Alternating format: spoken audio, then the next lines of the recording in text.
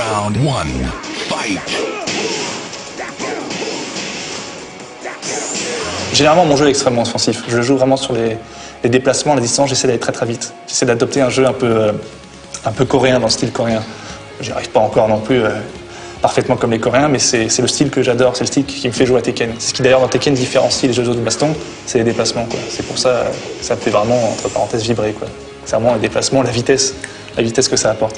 Mais mon style de jeu, moi je m'adapte déjà par rapport aux joueurs en face. Je regarde qui c'est, je regarde si c'est un joueur expérimenté, si c'est un joueur qui n'a pas beaucoup d'expérience, s'il connaît le jeu, s'il ne connaît pas le jeu, s'il est amateur, s'il a l'habitude des tournois, la façon dont il pense, etc. Round 2. S'entraîner contre un bot, non, c'est vraiment, ça sert vraiment pas à grand chose, quoi.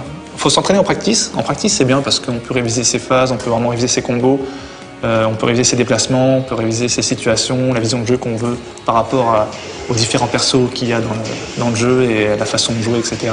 Vraiment, le moyen le plus efficace, c'est de jouer contre une autre personne en chair et en os et de jouer avec toute la communauté pour s'entraider et s'améliorer mutuellement, si je peux dire, quoi. Round 3, fight! Si tu veux vraiment devenir le meilleur ou un des meilleurs joueurs ou un joueur très fort en compétition, les notions que tu dois connaître, c'est vraiment les notions des touches, par exemple les mots qu'on emploie, on dit pas X, Y, B, A, on dit 1, 2, 3, 4 par exemple. Dans Tekken, il y a Y, X, B, A. Alors Y c'est le point gauche, X point droit, B pied gauche et A pied droit.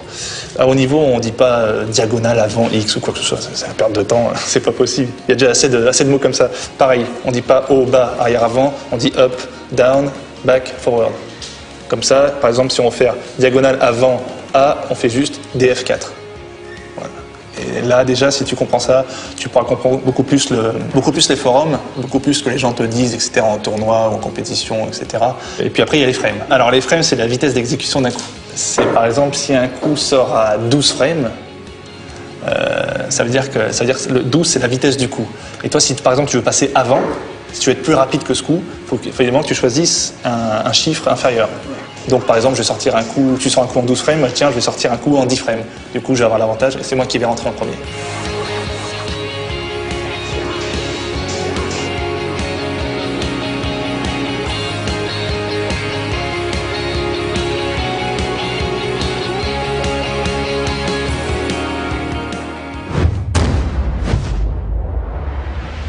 J'ai eu, je pense, toutes les consoles Nintendo. Nintendo, la Super Nintendo, GameCube, les grosses consoles Nintendo, ouais. Les consoles portables aussi, Game Boy, Game Boy Advance, tout ça. Round 1, fight! La 3DS m'attirait beaucoup, je l'avais pas encore acheté, j'avais pas testé. Et c'est une grosse surprise, quoi. Maniable, la croix répond vraiment bien, il est assez fluide. C'est surtout la maniabilité qui m'a surpris. Et le jeu est assez fidèle à la version console, donc bonne surprise.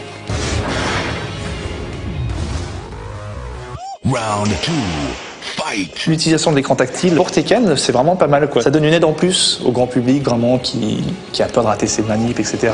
Donc les petits raccourcis, on peut vraiment les mettre sur son petit écran tactile et tout, choisir ses petits coups, ses mises d'enchaînement, etc. Donc c'est vraiment pratique. Round 3, fight! La 3D, voilà. Alors ça apporte un petit plus, un petit peu plus, un truc un peu plus fun. Ça fait ressortir les mouvements, ça fait ressortir des éléments du décor, etc. C'est un petit truc sympa à faire. Round 4, fight! Franchement, c'est fluide, quoi. C'est fluide, les animations sont là. On voit vraiment ce qui se passe, c'est pas saccadé, c'est toujours bien animé.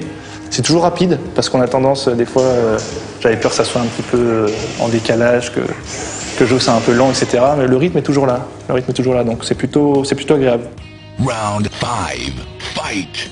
C'est toujours sympa, c'est toujours le petit côté collectionneur, comme ça, tant qu'on joue, et si on peut avoir des choses en plus, on peut gagner et avoir des cartes en plus, pourquoi pas, c'est sympathique. Moi j'aime bien collectionner mes petites cartes, avoir mes figurines de mes persos, de Paul, etc. Mais c'est plutôt sympa, quoi. Round 6, fight!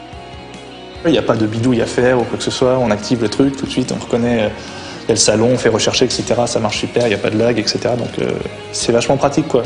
Justement pour s'entraîner à deux, je pense que c'est vraiment bien, quoi. Round 7, fight! C'est vraiment une alternative si on est dans le métro, dans le train. C'est vraiment un truc où on peut quand même faire ses bons combos, on peut quand même être carré, on peut quand même réviser ses coups, on peut quand même jouer contre l'ordinateur, se chauffer, etc.